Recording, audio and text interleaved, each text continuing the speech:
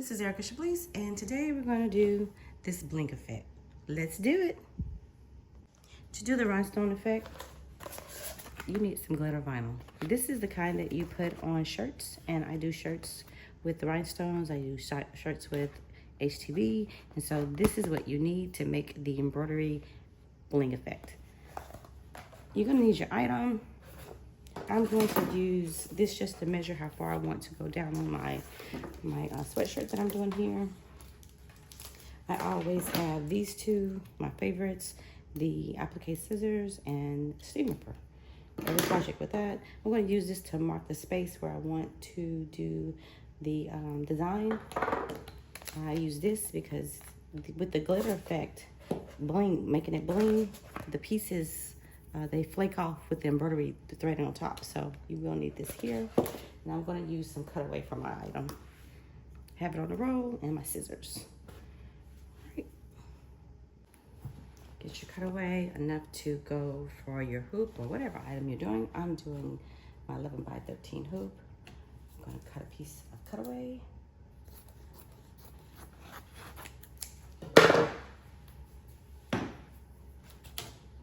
On the mighty hoops, you lift these here in the corners.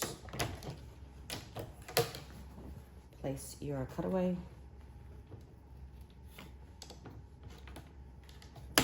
Or stabilizer, whatever stabilizer you're doing. Close your hoops. Close your flaps. For my item, I'm using a sweatshirt. I'm just going to fold it in half. This is a large.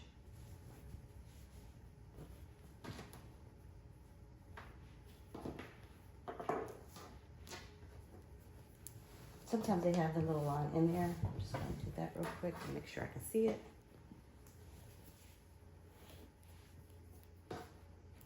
I'm going to take my ruler or whatever you have, measuring tape. I'm going to take the chalk. You can just rub it out later. I'm just going to mark. I do it at the 3. So I have the 3 mark.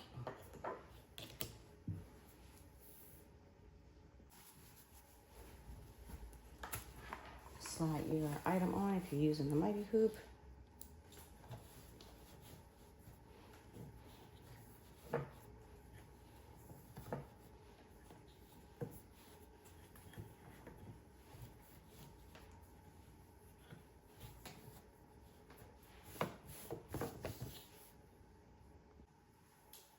Because this is going to go upside down on my machine, I want my U. Normally you would face it going up. I'm going to face it going down because I'm going to go in backwards. I just made sure this was lined up on this.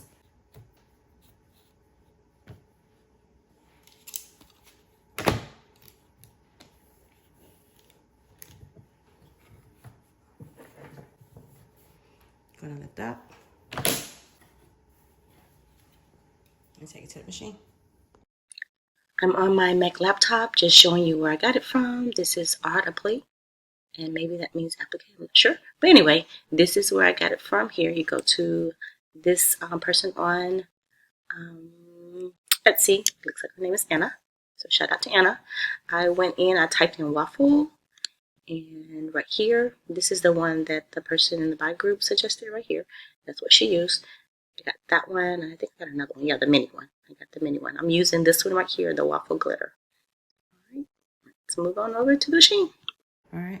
To set up my hoop, I'm just going to click here where it says change. I just want to make sure it's on my particular hoop that I have, and I have mine under other. I'm going to click OK.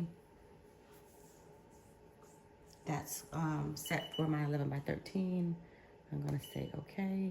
And I'm just going to do this here to make sure it's within my hoop. Let me alter that in a little bit. All right. So now I'm going to get out of embroidery mode because I have my design here and I want to flip it. I'm putting it in backwards. I'm going to click set. And right here where it has, they have a set of F's here. There's one by itself. I'm going to move it till it's upside down. There it is. I'm going to say okay. It's going to flip my design. All right. And now I'm ready for the buy machine. I'm going to say okay. Oh, I'm sorry. I'm going to say escape. and click edit, and I'm gonna say okay, and this is gonna change from edit to embroidery.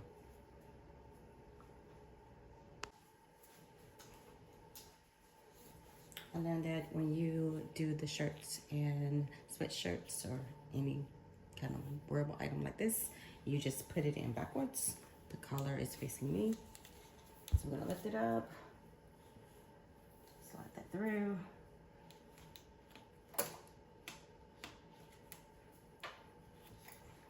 Making sure your garment is not caught up on the arm. Push it in. And I'm gonna do another trace.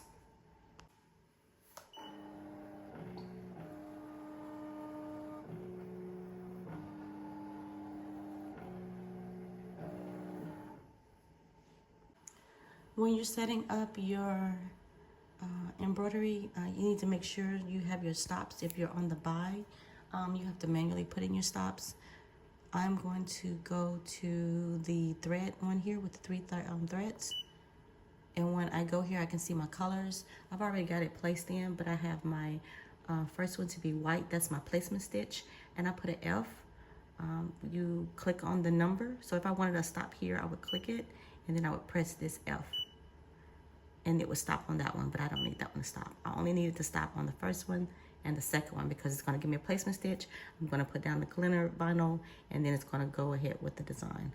Go back here, make sure, just make sure I didn't mess up anything. Okay, we're good to go. And so I'm not gonna, now I'm gonna start. The first one is going to be the placement stitch.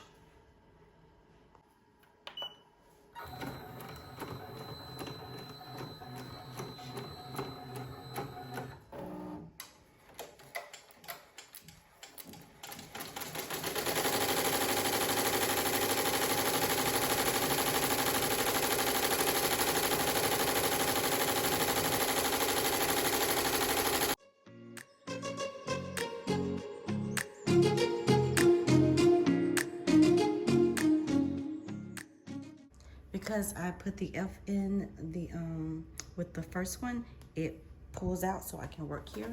I just need a piece of the vinyl to cover it. You can pre-measure it. I'm just gonna go.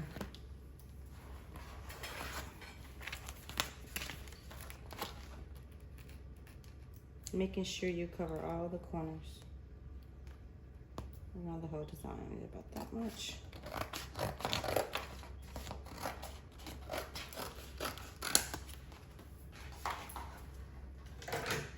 The next part is very important because when you're working with HTV, you need the backing, but with embroidery, you have to take this off. You do not want this, both pieces attached on here. So I'm just gonna peel at the corner. And there's like a clear plastic that needs to come off. So I'm just gonna pull that. And you throw this away or whatever you're gonna do with it. And you're left with just this sparkly, shiny piece. And this is what you're gonna place over your design. And you're gonna continue with the stitch. I'm on the next step, which is step 2, and it's going to tack down this glitter, making sure I have it covered on all sides. I'm going to press the start button.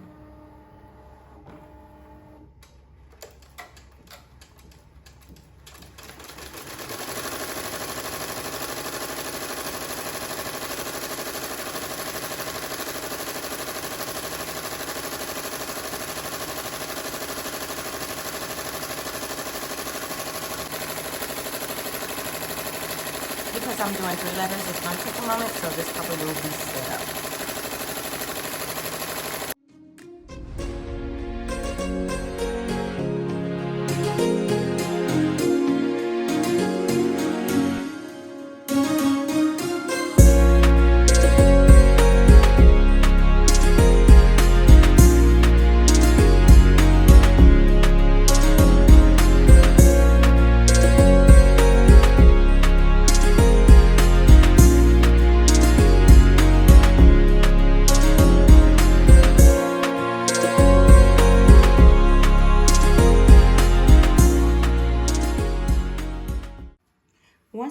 finishes stitching the stitch for you, all you do is rip it off. So you're just gonna pull. I'm just gonna hold it like this. You see it pulls very easily. If you run into issues like that, this is where I use, I didn't mention that, but I just have a dedicated, what do you call these things? I never remember names. What is this thing called? Tweezers. There's some cheapo tweezers from Walmart. I'll come back and see, and it just rips off. So then you're just going to continue to pull.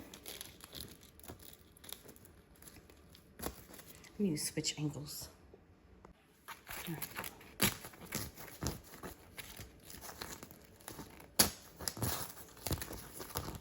And just pull. Pull, pull, pull.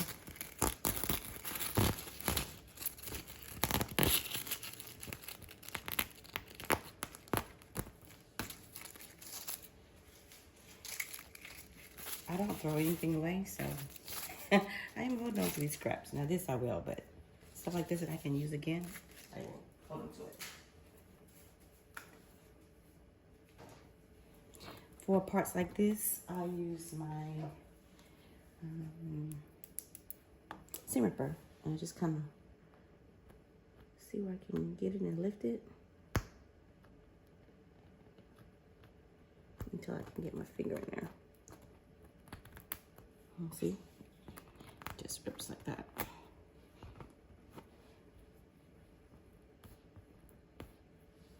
Same here.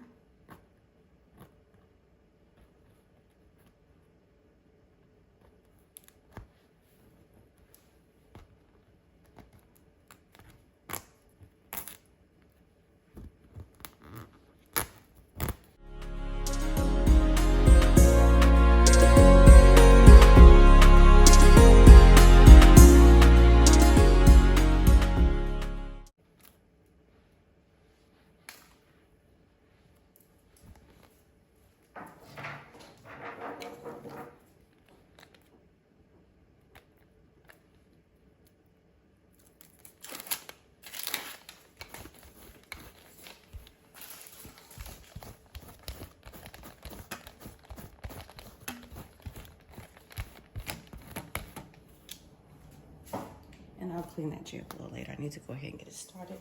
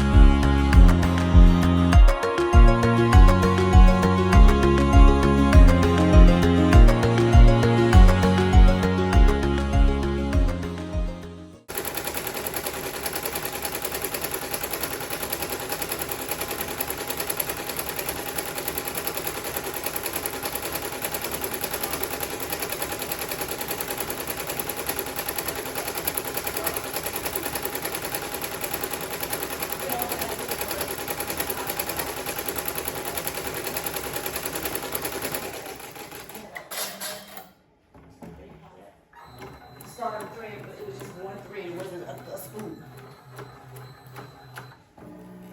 So like, what do you do if you need a different color that's not on there?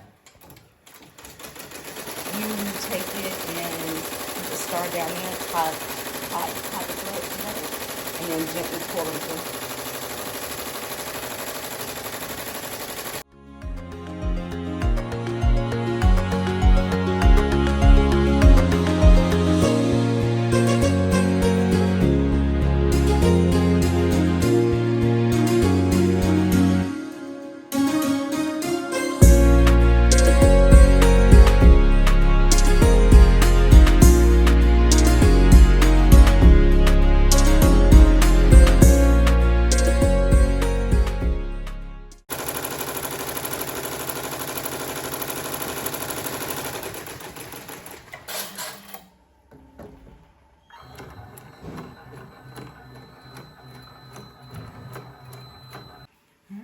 that is it. It is done.